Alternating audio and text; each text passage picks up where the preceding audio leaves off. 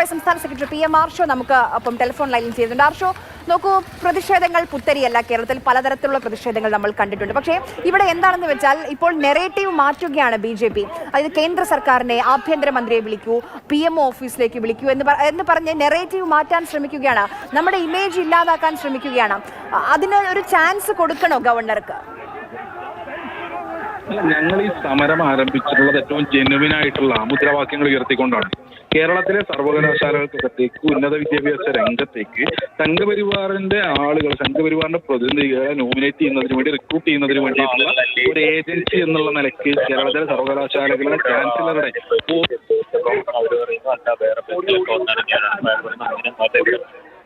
അനുവദിക്കില്ല എന്ന് പ്രഖ്യാപിച്ചുകൊണ്ട് SFI സമരം ആരംഭിച്ചിട്ടുള്ളത്. ആ സമരം ജനാധിപത്യപരമായിട്ടാണ് ഞങ്ങൾ മുന്നോട്ട് കൊണ്ടുപോയിക്കൊണ്ടിരിക്കുന്നത്.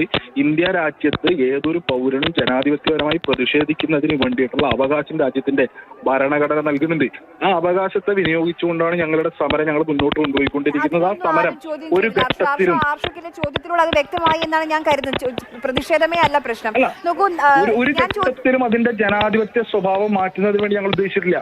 ഒരു ഘട്ടത്തിലും അത് അക്രമാസക്തമാകുന്നതിന് വേണ്ടിയിട്ടോ അല്ലെങ്കിൽ അത് മറ്റു തലങ്ങളിലേക്ക് പോകുന്നതിന് വേണ്ടിയിട്ടോ ഞങ്ങൾ ഉദ്ദേശിച്ചിട്ടില്ല. അങ്ങനെ പോകാതിരിക്കുന്നതിന് വേണ്ടിയിട്ടുള്ള നിരന്തര ജാഗ്രത ഞങ്ങളുടെ ഭാഗത്തുനിന്ന് ഉണ്ടാകുന്നുണ്ട്. ഇന്നത്തെ സമരത്തിന്റെ വിഷ്വൽസ് പരിശോധിക്കുന്ന ഘട്ടത്തിൽ നിങ്ങൾക്ക് ബോധ്യപ്പെടുമല്ലോ. ആ വഴിയരികിൽ സമാധാനപരമായിട്ടാണ് വിദ്യാർത്ഥികൾ നിന്ന് തങ്ങളുടെ പ്രതിഷേധം ബാനറുകളിലൂടെ, പ്ലക്കാർഡുകളിലൂടെ, കരിങ്കൊടിയിലൂടെ അറിയിച്ചിട്ടുള്ളത്. അറിയിക്കുന്നതിന് വേണ്ടിയുള്ള അവകാശം രാജ്യത്തിന്റെ ഭരണഘടന തരുന്നുണ്ട്. ആ അവകാശത്തെയാണ് ഞങ്ങൾ വിനിയോഗിച്ചുകൊണ്ടിരിക്കുന്നത്. എന്നാൽ അതിന് നേരെ എല്ലാ പ്രോട്ടോകോളുകളും ലംഘിച്ചുകൊണ്ടാണ് സർവകലാശാലകളുടെ ചാൻസലർ നേരത്തെ ആർഷോ, ഇപ്പം V മുരളീധരൻ സംസാരിച്ചത് ഒരുപക്ഷെ ആർഷോയും കേട്ട് കാണുമായിരിക്കും. അതായത് ഒരു സെറ്റ് കാറ്റഗറി സുരക്ഷയുള്ള ആളാണ്, സ്പെഷ്യൽ പ്രിവിലേജസ് ഉള്ള ആളാണ്, സ്പെഷ്യൽ കാറ്റഗറിയിൽ വരുന്നതാണ്. അപ്പം അവർക്ക് നേരെ പ്രതിഷേധങ്ങൾ പാടില്ല. രാഷ്ട്രപതിക്ക് നേരെയും ഗവർണർക്ക് നേരെയും പ്രതിഷേധങ്ങൾ പാടില്ല. അതിന് പോലീസ് കൂട്ടു നിൽക്കുന്നു. അങ്ങനെ നെറേറ്റീവ് മാറ്റുകയാണ് ആർഷോ.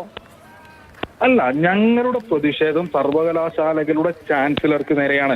സർവകലാശാലകളുടെ ചാൻസലർ തെറ്റായി അദ്ദേഹത്തിന്റെ അധികാരത്തെ ദുരുപയോഗം ചെയ്തുകൊണ്ട് തെറ്റായി ഇടപെടൽ നടത്തുമ്പോൾ അദ്ദേഹത്തിനെതിരെ പ്രതിഷേധം പാടില്ല എന്ന് ലോകത്തെ ഏറ്റവും വലിയ ജനാധിപത്യ രാജ്യം എന്ന് പറയുന്ന ഇന്ത്യക്കകത്തിരുന്ന് വർത്തമാനം പറയുകയാണ്. അതെങ്ങനെ ശരിയാകുക? ചാൻസലർക്ക് നേരെ പ്രതിഷേധിക്കാൻ വേണ്ടി പാടില്ലേ? അദ്ദേഹം സർവകലാശാലകളുടെ ചാൻസലറാണല്ലോ. അദ്ദേഹം തെറ്റായിട്ടുള്ള ഇടപെടൽ നടത്തുമ്പോൾ അദ്ദേഹത്തിനെതിരെ പ്രതിഷേധം പാടില്ല. അദ്ദേഹം പ്രതിഷേധത്തിന് അതീതനായിട്ടുള്ള മനുഷ്യനൊന്നുമല്ല. ആ ചാൻസലർക്കെതിരെ ഞങ്ങൾക്ക് വലിയ പ്രതിഷേധമുണ്ട്, വലിയ അമർഷമുണ്ട്. അദ്ദേഹം ചെയ്തുകൊണ്ടിരിക്കുന്ന തെറ്റായ ഇടപെടലുകൾ അവസാനിപ്പിക്കണം, തിരുത്തണം എന്നുള്ള ആവശ്യം ഞങ്ങൾക്കുണ്ട്. ഞങ്ങൾക്ക് പ്രതിഷേധിക്കുന്നതിന് വേണ്ടിയുള്ള അവകാശം രാജ്യത്തുണ്ട്. ഞങ്ങൾ പ്രതിഷേധിക്കുന്നു. ആ പ്രതിഷേധം ഏതെങ്കിലും നിലയ്ക്ക് അക്രമാസക്തമാകുകയാണെന്നുണ്ടെങ്കിൽ, അതിന്റെ പരിധി ലംഘിക്കപ്പെടുകയാണെന്നുണ്ടെങ്കിൽ ആ ഘട്ടത്തിൽ വിമർശനം ഉന്നയിക്കാം. ആ വിമർശനത്തെ ഞങ്ങൾ സ്വാഗതം ചെയ്യും, ഞങ്ങൾ തിരിച്ചു. അതിനകത്തൊരു തർക്കമില്ല. എന്നാൽ ഇതിനകത്തൊരു ഘട്ടത്തിലും ആ സമരം അക്രമാസക്തമാകരുത്, ജനാധിപത്യപരമായിരിക്കണം എന്നുള്ള നല്ല നിശ്ചയദാർഢ്യത്തോടു കൂടിയാണ് ഞങ്ങൾ സമരം മുന്നോട്ട് കൊണ്ടുപോയിക്കൊണ്ടിരിക്കുന്നത്. ആ സമരം ചെയ്യുന്നതിന് വേണ്ടിയുള്ള അവകാശം ഞങ്ങൾക്കുണ്ട്. ആ അവകാശത്തെ, ആ സമരത്തെ ഏതെല്ലാം നിലയ്ക്ക് പ്രകോപിപ്പിക്കുന്നതിന് വേണ്ടി ശ്രമിച്ചാലും പ്രകോപനത്തിന് വീഴുന്നതിന് വേണ്ടി ഞങ്ങൾ ഉദ്ദേശിച്ചിട്ടില്ല. ഇന്ന് തന്നെ ദൃശ്യങ്ങളിൽ വ്യക്തമാണല്ലോ, വിദ്യാർത്ഥികൾ ഏതെങ്കിലും നിലയ്ക്ക് ഏതെങ്കിലും തരത്തിൽ നിലവിട്ട് ഇടപെടൽ നടത്തിയിട്ടുണ്ടോ? ഇല്ലല്ലോ. എന്നാൽ ഇദ്ദേഹം എല്ലാ പ്രോട്ടോകോളും ലംഘിച്ചല്ലേ അദ്ദേഹം വാഹനത്തിന് പുറത്തിറങ്ങുന്നത്. അദ്ദേഹത്തിന് സുരക്ഷയുമായി ബന്ധപ്പെട്ട പ്രോട്ടോകോൾ ഇല്ലേ? ആ പ്രോട്ടോകോൾ എല്ലാം ലംഘിച്ചല്ലേ അദ്ദേഹം നിരത്തിലേക്ക് ഇറങ്ങുന്നത്. സമരക്കാർക്ക് നേരെ പാഞ്ഞെടുക്കുകയാണ്. അദ്ദേഹത്തിന്റെ ഉദ്ദേശം ഏതെങ്കിലും നിലയ്ക്ക് കുട്ടികളുടെ ഭാഗത്ത് നിന്ന് തിരിച്ച് എന്തെങ്കിലും ഒരു അറ്റാക്ക് ഉണ്ടാക്കുക എന്നുള്ളത് മാത്രമാണ് അദ്ദേഹത്തിന്റെ ഉദ്ദേശം. എന്നാൽ അതിന് വീണ് കൊടുക്കാൻ വേണ്ടി ഞങ്ങൾ ഉദ്ദേശിക്കുന്നില്ല. ഞങ്ങൾ അക്രമം അഴിച്ചുവിടാൻ വേണ്ടി ഉദ്ദേശിക്കുന്നില്ല. ജനാധിപത്യപരമായി ഞങ്ങളെ പ്രതിഷേധം അറിയിക്കും. ആ പ്രതിഷേധം ഞങ്ങൾ തുടരും, ഏറ്റവും ശക്തമായിട്ട് മുന്നോട്ട് കൊണ്ടുപോകും. ഇപ്പം നോക്കൂ, V മുരളീധരൻ പറഞ്ഞത് ഞാൻ വേണമെങ്കിൽ ആർഷയ്ക്കൊന്ന് പറഞ്ഞു തരാം. ഇത് തീക്കളിയാണെന്ന് മുഖ്യമന്ത്രി മനസ്സിലാക്കണം. ഭരണഘടനാപരമായ ഉത്തരവാദിത്തം പാലിക്കാൻ ആഭ്യന്തര വകുപ്പ് പരാജയപ്പെട്ടു. അതായത് ഒരു CMO ഓഫീസ് കേന്ദ്രീകരിച്ച് ഒരു ഗൂഢാലോചന നടക്കുന്നുണ്ട് ഗവർണറെ അപായപ്പെടുത്താൻ. ഇതാണ് BJP ഒരു നാഷണൽ സിനാരിയോയിൽ ഉണ്ടാക്കാൻ പോകുന്ന നെറേറ്റീവ്. അതോ ആയിക്കഴിഞ്ഞു? എനിക്കറിയില്ല. നമ്മൾ നാഷണൽ മീഡിയാസ് നോക്കിയാൽ ഒരുപക്ഷെ ഇതായിരിക്കും നമ്മൾ നാളെ കാണാൻ പോകുന്ന ഹെഡ്ലൈൻസ്. ആർഷോ, അല്ല, സ്വാഭാവികമായും ആ നിലയ്ക്ക് തന്നെയായിരിക്കും. ഈ രാജ്യത്തിനകത്തുള്ള 83% മാധ്യമങ്ങളെ ഇതിനോടകം RSS വിലക്കെടുത്ത് കഴിഞ്ഞിട്ട് അതിനകത്തൊന്നും ഒരു തർക്കമില്ല. ഈ നിലയ്ക്ക് തന്നെയായിരിക്കും. ഇപ്പൊ കേരളത്തിൽ നാളെ മീഡിയ വണ്ണിന്റെ മറ്റേ ഫ്ലാഷ് ന്യൂസുകൾ എങ്ങനെയായിരിക്കും എന്നുള്ളതിനെ സംബന്ധിച്ച് എനിക്കും നിങ്ങൾക്ക് ധാരണ ഉണ്ടായിക്കൊള്ളണമെന്നില്ല. അപ്പൊ ആ നിലയിലൊക്കെ വളച്ചൊടുക്കപ്പെട്ടേക്കാം.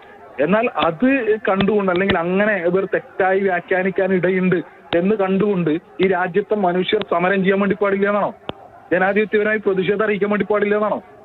ഇനി ഏതെല്ലാം നിലക്കുള്ള അത്തരം ഇടപെടൽ ഉണ്ടായാലും അതിനെ പ്രതിരോധിക്കുന്നതിന് വേണ്ടിയുള്ള രാഷ്ട്രീയ കരുത്ത് കേരളത്തിനുണ്ട്. നീ ആരും ഉമ്മാക്കി കാണിച്ച് പേടിപ്പിക്കാൻ വേണ്ടി നിൽക്കല്ലേ?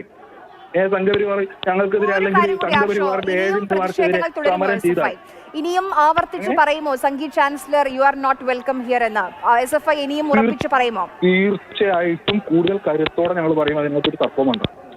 ശരി, വളരെയധികം നന്ദി ആർഷു.